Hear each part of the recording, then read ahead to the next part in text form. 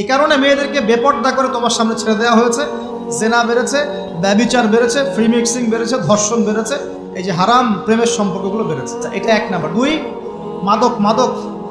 যুবকদের সামনে মাদকের সহজলভ্যতা, চাইলেই হাত বাড়ালেই মাদক, হাত বাড়ালেই ইয়াবা, হাত বাড়ালেই ফেন্সিডিল, হাত বাড়ালেই হেরোইন, তাই না? কথা ঠিক না বেঠিক? যদি আমাদেরকে বলছেন হে মুমিনরা তোমরা আল্লাহকে ভয় করো, ইমানদার কারা বোঝাতে গিয়ে হাদিসে জিবরিলে আসছি। জিবরাইল আলাইহিস সালাম এসেছেন, জিজ্ঞাসা করছেন ইসলাম কাকে বলে। নবীজি বলছেন আগে কালিমা, তারপরে সালাত। তো সালাতের কথা বলতে গিয়ে ওখানে চলে গিয়েছিলাম। আমরা যদি ইসলামের বিজয় দেখতে চাই তাহলে সবাইকে 5 ওয়াক্ত নামাজ পড়তে হবে। রাজি আছেন তো? আজকে থেকে 5 ওয়াক্ত নামাজ ছাড়বেন? স্পেশালি যুবক ভাই যারা আছো, তোমাদের তারুণ্য আছে, রক্তের উদ্যম আছে, তোমরা চাইলে অনেক কিছুই করতে পারো। অনেক বার্ধক্যে উপনীত হওয়া মানুষ নামাজ পড়তে চায় কিন্তু পড়তে পারে না। তরুণদের কাছে আল্লাহ পাক সুযোগ দিয়েছেন। আর ইসলামের বিরোধী শক্তি যারা আছে তারা খুব ভালো করেই জানে কিন্তু যে ইসলামের বিজয়ে সবচেয়ে বড় ভূমিকা রাখতে পারে তরুণ সমাজ, যুবক সমাজ, যুব সমাজ, তরুণ প্রজন্ম। এ কারণেই তো দেখবেন তরুণ প্রজন্মকে তাদের উদ্দেশ্য থেকে সরিয়ে দেওয়ার জন্যে তারা আপনার সামনে অনেকগুলো টোপ দিয়ে দিয়েছে। দেখাবো টোপ কয়েকটা। 1 নাম্বার টোপ দিয়েছে মেয়ে নারী জাতি। মেয়েদেরকে বেপর্দা করে তোমার সামনে উপস্থাপন করে দিয়েছে, ফ্রি মিক্সিং। এখন তুমি আর ঈমান ধরে রাখতে পারছো না।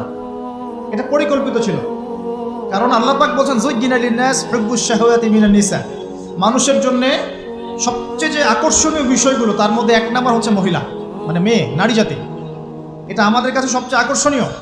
আল্লাহ পাকের সবচেয়ে সুন্দর সৃষ্টিকে মানুষ না, মানুষের মধ্যে আল্লাহ পাকের সবচেয়ে শ্রেষ্ঠ সৃষ্টিকে নারী জাতি। আল্লাহ পাক তাদেরকে সুন্দর করে সৃষ্টি করেছে, তাই নয় কি? এই কারণে পুরুষদের সবচেয়ে আকর্ষণের জায়গা কোনটা? নারী জাতি। কেউ চায় যে আমি আজকে রাত্রে মাদক খাবো, সে পারবে? হাত বাড়ালেই পারবে।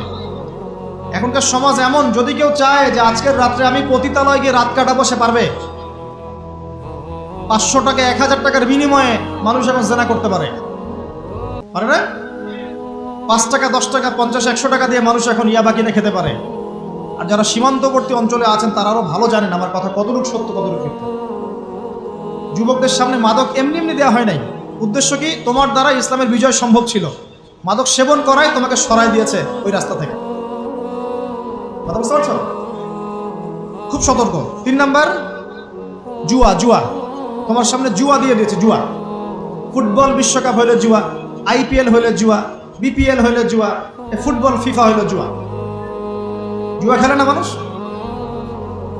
আর যে যুব সমাজ তাদের জীবনের উদ্দেশ্য জানে না, তাদের পক্ষেই সম্ভব এইসব মেসি, আর্জেন্টিনা, ব্রাজিল এইসব নিয়ে ব্যস্ত থাকে।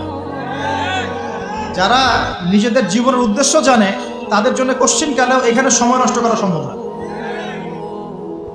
দুনিয়ার জীবনটা কি খেলতামাশা? দুনিয়ার জীবনটা কি খেলতামাশার জন্য? আল্লাহ পাক যে হায়াতটা দিয়েছেন, ধরেন 50, 60 বা 100 বছর, এই হায়াতটা কে দিয়েছেন? এই সময়টার মালিক কে? তাহলে আল্লাহ যদি সময়ের মালিক হয়, আমি কেন সময় 1 ঘন্টা অপচয় করবো ওখানে বসে বসে? এই সময়টা কি আমার নাকি? সময়টা আমার বাপের নাকি? সময়টা কার? আল্লাহর দেওয়ার সময় আমি টিভি সেটের সামনে বসে বসে 1.5 ঘন্টা নষ্ট করে ফেললাম। খেললো 2টা দল, তালিবা আজকে আমি, মাশাআল্লাহ। কালকে দেখলাম কক্সবাজার থেকে আসার সময় রাস্তা ব্লক, পুরা একটা দল জিতেছে, পুরো রাস্তা ব্লক, হাঁটা যাচ্ছে না, মিছিল, পাগলের মতো মানুষ মোটরসাইকেলে ছুটছে, গাড়ি নিয়ে ছুটছে, সিগারেট খাচ্ছে, আরো যে কি খাচ্ছে, মেয়ে নিয়ে ঘুরছে, আর একটা পতাকা নিয়ে ঘুরছে। যে দেশের পতাকা নিয়ে ঘুরছে ওই দেশ জানেও না মনে হয় যে এই দেশে এই আমার সাপোর্টার আছে। হ্যাঁ, আর খেয়াল করে দেখবেন এই আয়োজনগুলো এখন করানো হচ্ছে মুসলিম দেশগুলোকে দিয়ে। মানে মুসলমানদের অবস্থা দেখলে এখন মনে হচ্ছে সুবহানাল্লাহ, যে হারাম একটা কাজকে জায়েজ করার যে কত তরিকা বের হয়েছে। এখন একটা মুসলিম কান্ট্রি জিতেছে, মানে ভাবখানা এমন যে এই জেতার ফলে আমরা ইসলামী খেলাফত কায়েম করে ফেলেছি। ভাবখানা এমন যে কুফফারদের সাথে মনে হয় যুদ্ধ জিহাদ করে বিশ্বের বুকে ইসলাম কায়েম করে ফেলেছে। ভাবখানা এমন। এই স্টেডিয়ামগুলো করতে কত কোটি বিলিয়ন ডলার খরচ করতে হয়েছে, কত শ্রমিক যে এই স্টেডিয়ামগুলো বানাতে মারা গেছে তোমরা জানোই না। কি হচ্ছে এখানে? পশ্চিমারা আসছে, এনজয় করছে, খেলাধুলা হচ্ছে। বিষয়টা কি জানেন? আমাদেরকে এই খেলাধুলার অহেতুক কাজে ব্যস্ত করে দিয়ে ওরা ওদের এজেন্ডা বাস্তবায়ন করছে। দেখবেন যখন যখন রমজান মাস আসে তখন তখন দেখবেন মুসলিম কান্ট্রির উপর নির্যাতন বাড়ে। যখন যখন বড় বড় ইভেন্ট হয়, ওয়ার্ল্ড কাপ, এইটা সেটা, দেখবেন ভিতরে ভিতরে মুসলিম কান্ট্রির উপর নির্যাতন বাড়তে থাকে। মানুষ একদিকে তাকায় থাকে আর একদিকে উদ্দেশ্য সাধন করতে হয়।